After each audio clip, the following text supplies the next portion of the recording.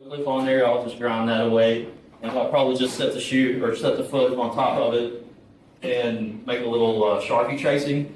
But I carry a clipboard with blank paper in my truck, and I'll take tracings of feet.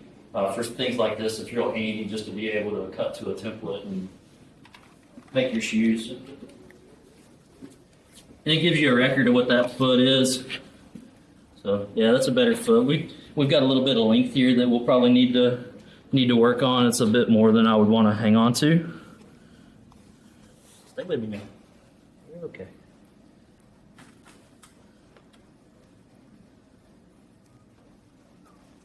Marking the buttresses of my heels, because I'll end my cuff there. That's more or less what it looks like on there. And then it's just a real quick trip to the grinder. Hopefully I'll come back with all my skin. And we'll put the cuff on. My pad nails, all that sort of stuff. The little drywall screws that we put in a lot of these things. And the 9/64 will not buy you a lot of thread purchase. The nice thing about this particular shoe is I can just drive these right into it and I don't have to drill this.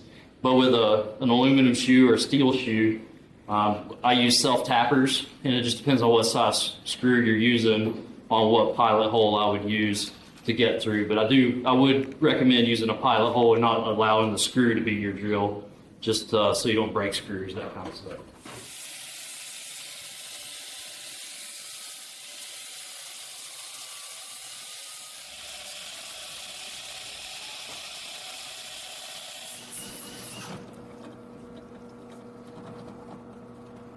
So I just go kind of in the middle of these little branches here, and I go about every other one. You don't have to be super specific with it. Toward the toe, I'll come out a little bit further on the edge.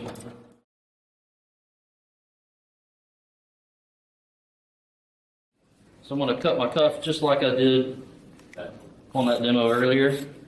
Cut it forward a little bit.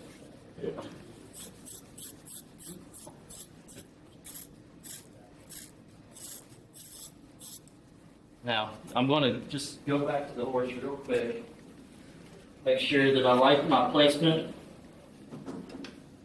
Pretty happy with all that. Like my sort of length. Don't have any issues with what I'm seeing. I'm going to be running drywall screws through something. It's a good idea to have something under it for the screws to go into. You can do it on the stainless deck of a truck or whatever.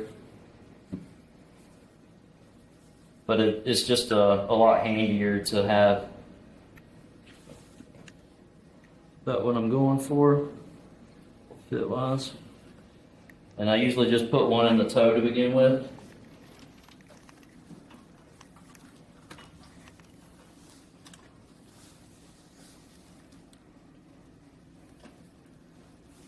You just need to have some anchor point where you like what you have. And then once you start it, the rest of it is pretty good. Easy.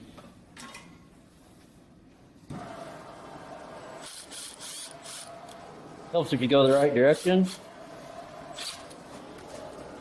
But I don't sink it down all the way yet, because I just want to make sure I like where everything's at. And then I'll start running them around.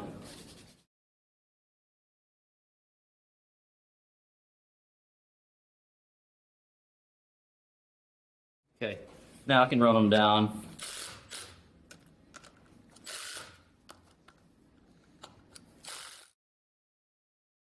And you can reset your shoe. You can pull all these screws out at the next shoeing and reuse the same shoe. The challenge is getting your new screw holes in your cuff the same position. So sometimes you'll be off just a little bit, and that can be a little frustrating. So got all those screws. We're going to zip those off on the grinder, and then we'll be ready to put it on.